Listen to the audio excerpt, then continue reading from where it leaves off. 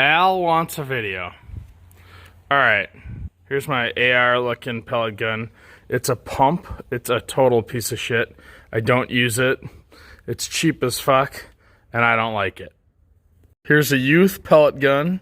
It's small. It's got a little scope. It's also a pump. It's very powerful. Shoots 177. And let's see if I can hit something on camera without even looking through the scope. Yep, hit the windmill. This is without a doubt the most powerful pellet gun I own. It's a 22 caliber break barrel. I currently don't have sights or a scope on it. This was my gopher gun out in Franconia, and I probably should shoot it here because it's powerful and accurate.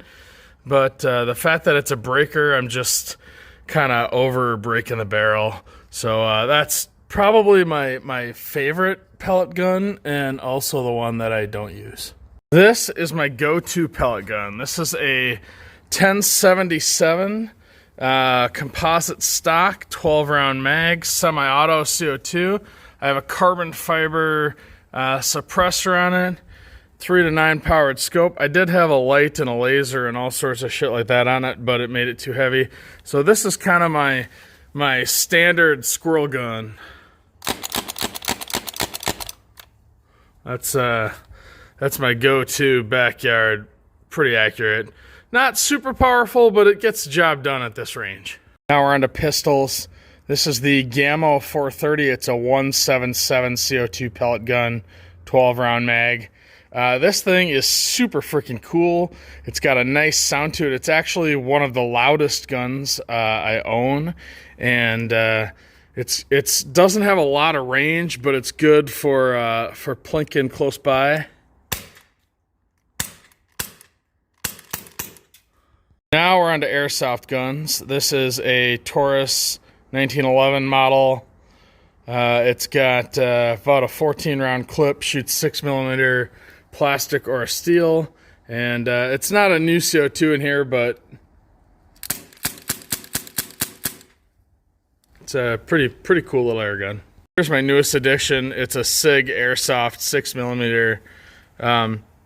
This thing's cool because this is the one that has the CO2 in the clip, which if you're in an airsoft battle and you switch clips, that's really ideal.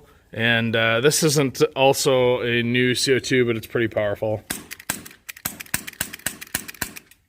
Pretty fun. And last of all is my favorite gun of all of them. This is the T4E HDR 50. Actually, it's not the HDR 50, it's the TR50. I do have the upgraded 11 Joule valve. This is a 6 round 50 caliber revolver. It shoots paintballs, rubber riot balls, pepper balls, steel balls. I'm going to be upgrading it so it's way more powerful. You can see it's a pretty fucking big barrel at 50 cal. I got the light on there and exchangeable clips there.